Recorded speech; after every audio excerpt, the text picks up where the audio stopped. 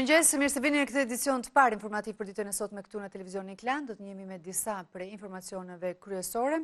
Kuvendi i Shqipërisë mblidhet sot në seancë plenare për të parën herë që pas izolimit dhe masave kufizuese të marra me qëllim parandalimin e përhapjes së COVID-19. Në seancë votohet për aktet normative dhe masat e reja shtrënguese përmes ndryshimeve të kodit penal. Kjo nuk do të jetë një seancë normale, pasi deputetët do të grumbullohen në sallën e kuvendit me masa mbrojtëse si maska, doreza dhe desinfektant. Ata do të qëndrojnë në një distancë minimumi 1.5 metra larg njëri tjetrit. Pritet që seanca të zgjas 2 orë për të votuar 22 nisma ligjore, duke filluar nga ndryshimet në kodin penal, aktet normative që janë nënshkruar nga Ministria e Shëndetësisë për masat ndaj COVID-19, rishikimi i buxhetit të 2020-s, lirimin e një kategorie të dënuarish dhe përshtyrjen e pagesës së këstit të tatimit mbi të ardhurat për bizneset. Situata e krijuar nga pandemia mblodhi për të dytën herë brenda pak javësh Këshillin e Sigurisë Kombëtare. Presidenti dhe kryeministri Edi Rama kanë lënë pas përplasjet e tyre dhe kanë vlerësuar frymën e bashkëpunimit. Ndërkohë nga ana tjetër, kreu i opozitës Lulzim Basha ka kërkuar nga qeveria që të ndalë sulmet politike. Për herë të dytë brenda pak javësh, presidenti i Republikës Ilir Meta thiri një mbledhje të Këshillit të Sigurisë Kombëtare, e cila u zhvillua online. Në fokus të diskutimit që mësohet se ka zgjatur disa orë ishte situata aktuale e pandemisë, masat që po merren për përballimin e pasojave ekonomike dhe sociale, zhvillimi i procesit arsimor dhe strategjia për përfundimin e vitit akademik, si dhe ndryshimet e propozuara në kodin penal. Kreu i shtetit thot se mbledhja u zhvillua në një frymë bashkëpunimi, ndaj falenderoi pasaj kryetarin e kuvendit Ruçi, kryeministrin Rama dhe kreun e opozitës Basha. Meta thot se vlerësoi rëndësinë e rritjes së efikasitetit të masave përmes ndërgjegjësimit, transparencës, gjithëpërfshirjes dhe rritjes së frymës së bashkëpunimit. Pasi objektivi madhor i përbashkët sipas tij është mbrojtja e shëndetit të qytetarëve, e ekonomisë kombëtare dhe përmbyllja e vitit shkollor. Frymën e bashkëpunimit e vuri në pa edhe kryeministri Edi Rama, që u shpreh se ishte një mbledhje gjatë por e dobishme me një shkëmbim të hapur opinionesh me presidentin dhe kryetarin e Partisë Demokratike për hapjen graduale të aktivitetit një javë në vijim. Sikur komunikimi publik të ishte kaq pozitiv, politika do të ishte ndryshe, u shpreh Rama. Ndërsa kreu i demokratëve Basha tha se në mbledhje detajoi arsyet, nevojët dhe përfitimet që kanë qytetarët nga rritja e testimeve, si dhe i kërkoi qeverisë mbështetje për familjet në nevojë dhe bizneset në këto kohë të vështira. Sipas Bashës, gjithë energjitë dhe resurset e qeverisë duhet shkojnë për të lehtësuar krizën dhe jo për sulme politike, sepse sot shqiptarët e papunë dhe në vështirësi ekonomike kanë nevojë për mbështetje të menjëhershme. Koronavirus shënoi viktimën e 25 në Shqipëri, 19 raste të reja të infektuarish u shtuan në 24 orët e fundit, por nga ana tjetër numri të shëruarve mbetet më i lartë se ai të sëmurëve aktiv. Koronavirusi ka regjistruar viktimën e radhës mëngjesin e të mërkurës në shërbimin infektiv. Ka ndruar jetë një pacient 90 vjeçar, i cili vuante edhe nga diabeti, nga astma bronkiale, nga hipertensioni arterial. 25 persona në total në Shqipëri kanë humbur jetën si rezultat i sëmundjes COVID-19. Nga hetimi epidemiologjik në terren janë zbuluar edhe 19 raste të reja me koronavirus, duke çuar në 494 numrin total të personave që janë infektuar me këtë virus që prej 9 marsit, kur u identifikua dhe rasti i parë. 11 raste janë evidentuar në Tiranë, 1 rast në Krujë, 1 rast në Korçë, 1 në Elbasan dhe 5 në Kukës, për të cilëve njëri ka qenë personel shëndetësor. Harta të prekurve nga COVID-19 zgjerohet në Tiranë tashmë, në Kukës, në Krujë, në Elbasan dhe në Korçë. Pavarësisht rasteve të reja, ekspertët e shëndetësisë thonë se situata është e qëndrueshme. Pavarësisht luhatjeve ditore, kurba vazhdon të mbetet e qëndrueshme dhe situata është krejtësisht e kontrolluar. Gjatë 24 orëve të fundit, 3 pacientë të tjerë janë shtuar listës së të shëruarve, duke çuar numrin e të shëruarve nga sëmundja COVID-19 në 251. Edhe rastet e pacientëve të hospitalizuar kanë mbetur të pandryshuara. Në shërbimin infektiv gjenden 39 të shtruar, 5 për të cilëve janë në shërbimin intensiv. Në spitalin COVID-2, 9 pacientë janë të shtruar, 7 janë në terapi intensive, ndërsa 4 janë të intubuar në gjendje të rëndë. Në 2 spitalet Covid, në qendrën spitalore universitare Nën Tereza dhe spitalin Shefqet Ndroqi, aktualisht po marrin shërbim 48 pacientë të infektuar. Shefja e Departamentit të Epidemiologjisë në Institutin e Shëndetit Publik, Silva Bino, tha se fundi majit pritet të sjellë një numër më të ulët të rasteve me koronavirus. Nga ana tjetër, ajo ka hedhur poshtë pretendimet se virusi ka qarkulluar në vendin tonë që në muajin janar. Fundi i majit pritet të regjistrojë vetëm pak raste me COVID-19 në vendin tonë. Kjo është ajo çfarë besojnë ekspertët e epidemiologjisë, duke ju referuar kurbës së përhapjes së virusit deri më tani. Në një lidhje me edicionin e lajmeve, shefja e Departamentit të Epidemiologjisë dhe Sëmundjeve Infektive në Institutin e Shëndetit Publik, Silva Bino, u shpreh se aktualisht situata është brenda parashikimeve dhe pritshmërive. Ky është një sinjal shumë i mirë për ecurinë e kësaj epidemie në vendin tonë dhe tregon që kemi të dhëna shumë të mira në drejtim edhe të kontrollit të saj. Ne mendojmë që kurba do të jetë e sheshtë dhe deri në fund të majit do të kemi një situatë me një numër të ulët të rasteve. Bino hodhi poshtë teorinë se koronavirusi ka qarkulluar në vendin tonë që në fillim të vitit. Nëse do kishte qenë në fillim të janarit, atëherë ne do të kishim të mbushje të spitalit siç e patëm në fillim të marsit. Në janar dhe në shkurt kemi pasur një qarkullim intensiv të gripit. Që për izolimit të rastit të parë me COVID-19 në 9 mars, rastet e reja të identifikuara në 24 orë kanë arritur kulmin në 4 prill, ku janë konstatuar 29 të infektuar. Shkodranët ka nisur të bindën rregullave të karantinës, pasi Shkodra tashmë është vendi i dytë me numrin më të lartë të infektuarve me 71 të tillë. Sa kaq autoritetet kanë mbyllur tregun më të madh të qytetit dhe policia dhe ushtria nuk lejojnë lëvizjet apo hyrje-daljet pa autorizim të posaçëm.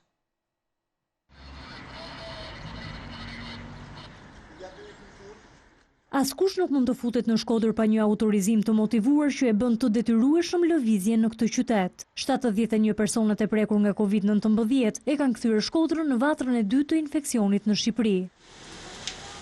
Fillimi i kësaj jave gjeti qytetin verior në masa të shtuara dhe më të rrepta për frenimin e koronavirusit. Në rrugë ka më pak lëvizje të kombësorëve dhe pse ju gjithmonë ruhen rregullat e distancës, pranojnë që frika ka rritur kujdesin e tyre.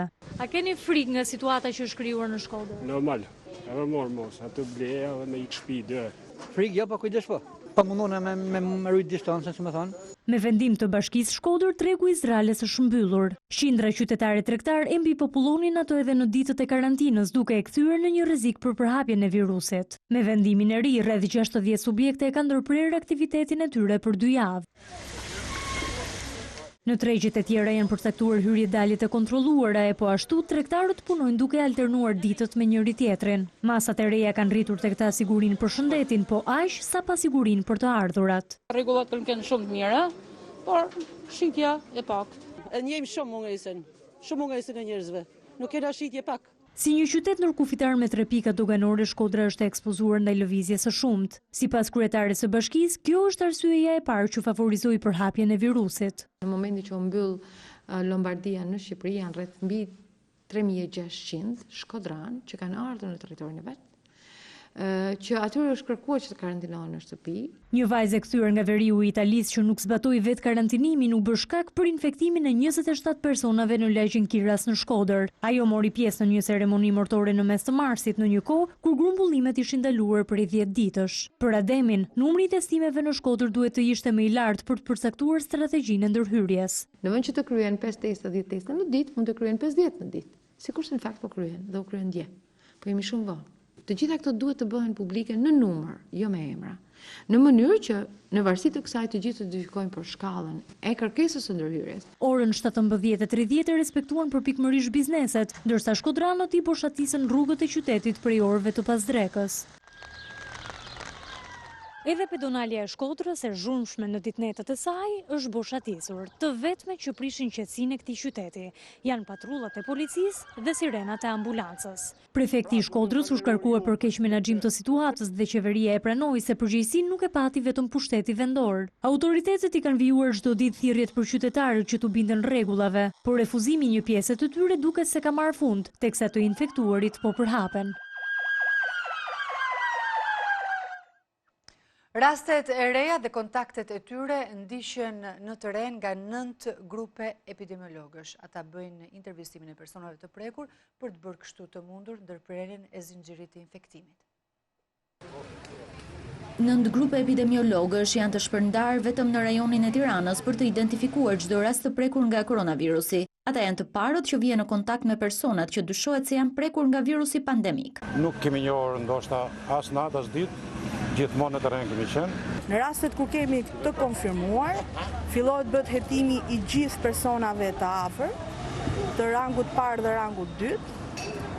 Bëhet distancimi social duke thënë karantinimi 14 ditor në momentin që kemi një pozitiv ditën e parë. Ministri e Shëndetësisë dhe Mbrojtjes Sociale Ogerta Manastirliu pati një takim me epidemiologët e njësisë vendore të kujdesit shëndetësor në Tiranë, ku vlerësoi punën e tyre. Po bëhet një punë organizative nga të gjithë strukturat e njësive të kujdesit shëndetësor në të gjithë Shqipërinë për të evidentuar, për të gjurmuar, për të identifikuar dhe për të bërë gjithë hetimin epidemiologjik, për të dhënë gjithë informacionin Institutit të Shëndetit Publike, më pas për të marrë ato të dhënat të cilat janë të rëndësishme për të kuptuar situatën në terren, e më pas duke patur këto dhëna ne jemi shumë më të qetë për të marrë të gjitha vendimet e duhura për sa i përket vijimit të masave shtrënguese. Manastirliu apeloi për respektim të distancimit fizik si një mënyrë e mirë për të frenuar përhapjen e virusit. Duhet vijojmë të ruajmë distancimin fizik, duhet vijojmë që të mbajmë higjienën personale, larjen e duarve dhe duhet të vijojmë që të moshuarit të rinë në banesë. Sipas të dhënave që vijnë nga terreni, situata e përhapjes së COVID-19 në vendin tonë duket e qëndrueshme,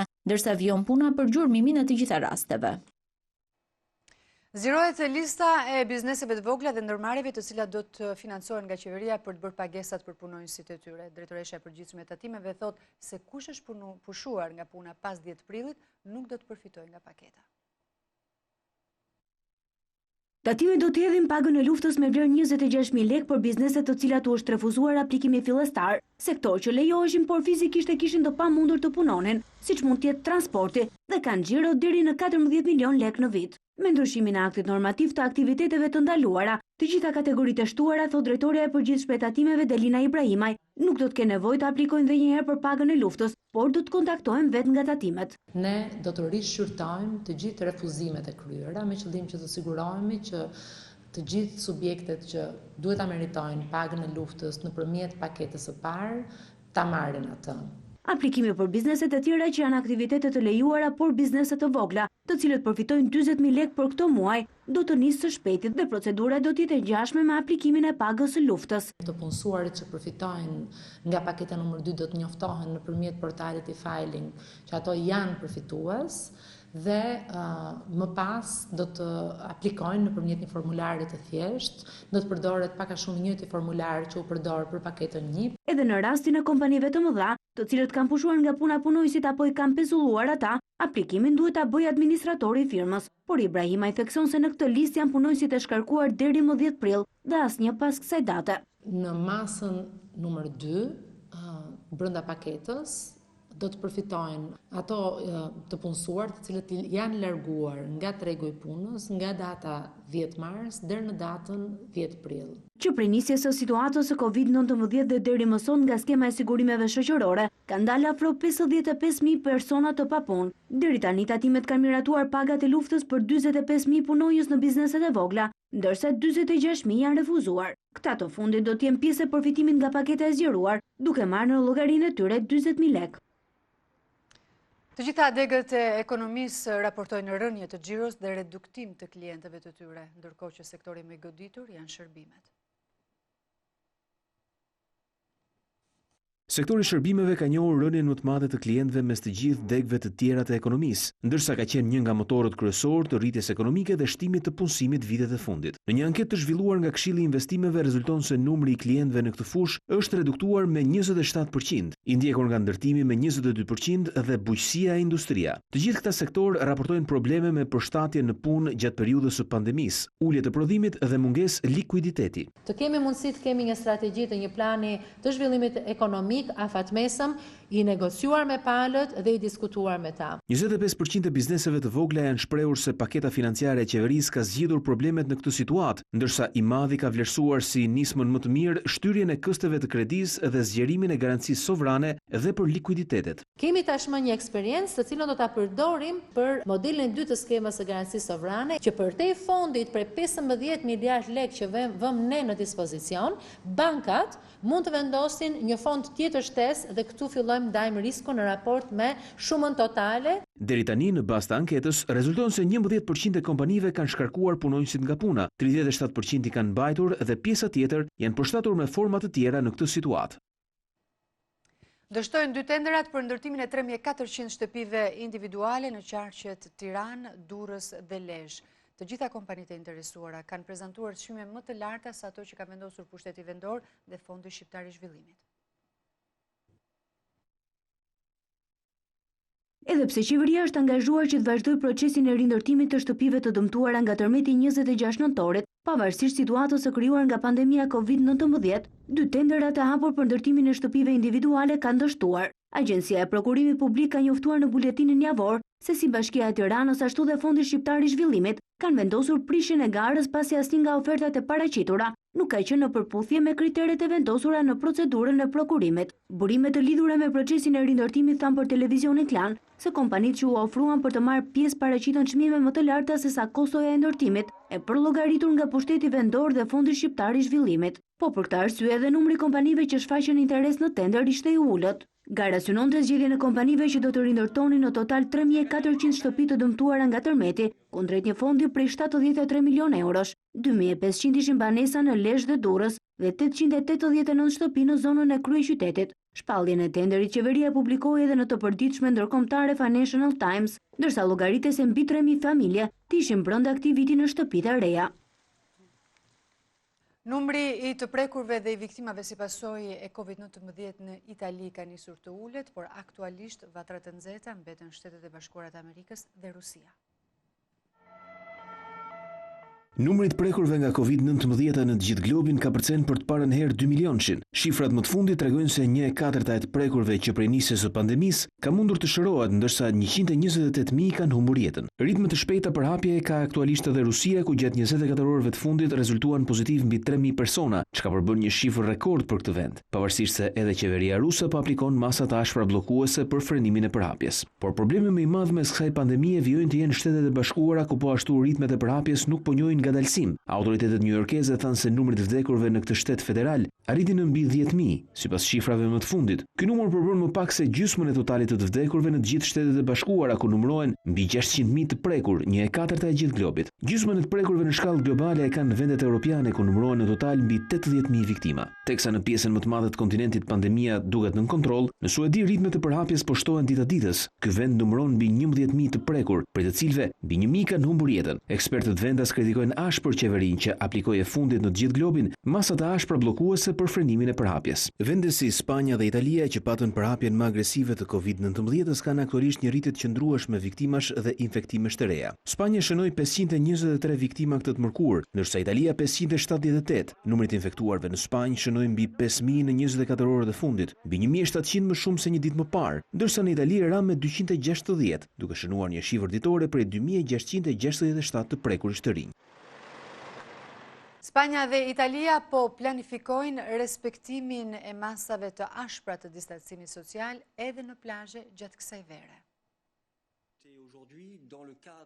Teksa liderët evropian përshqyrtojnë mundësinë e mbajtjes mbyllur të kufive deri në tetor dhe presidentja e Komisionit Ursula von der Leyen u bëri thirrje shtetasve të Unionit të mos prenotojnë pushime këtë verë, zgjidhja e vetme mbeten pushimet brenda vendit. Italia dhe Spanja, që kanë nisur këtë javë të lehtësojnë masat e izolimit kundër përhapjes së koronavirusit, janë duke hartuar rregulla të reja në mënyrë që shtetasit e tyre të mos mbeten pa plazh këtë verë. Të dy vendet kanë në plan të aplikojnë masat e distancimit social edhe në plazhe. E përditshmja italiane Il Messaggero ka publikuar planin se si autoritetet synojnë të zbatojnë këto masa në plazhe. Kjo skem tregon se çadrat do të kenë një distancë prej 4 metrash nga njëra tjetra. Ato do të rrethohen me xhama plastik 2 metra të lartë, që pengojnë përhapjen e viruseve nga teshtima apo kolla tek personat që ndodhen në çadrat e tjera. Në det nuk do të mund të hyjnë të gjithë pushuesit njëherësh, por me radhë. Rregullat veçanta do të ketë për të moshuarit, të cilët konsiderohen si kategoria më e rrezikuar nga COVID-19. Të gjithë ambientet përgjatë plazheve, si baret, restorantet, marketet, tualetet dhe dushet, duhet të mbajnë higjenizues. Distanca sociale do të ruhet edhe në plazhet spanjolle. Në një intervistë për të përditshme në El País, ministra spanjolle e shëndetësisë Reyes Maroto tha se plazhi këtë verë do të jetë i kufizuar. Nuk do të ketë dyndje masive dhe pushuesit duhet të marrin leje për të hyrë. Pavarësisht prenotimeve, turistë huaj këtë verë nuk do të ketë. Këtu kemi përfunduar. Faleminderit që qëndruat me ne. Vazhdoni të qëndroni në Klan me All the Morning Show. Bashkë ndajemi këtu. Mirupafshim.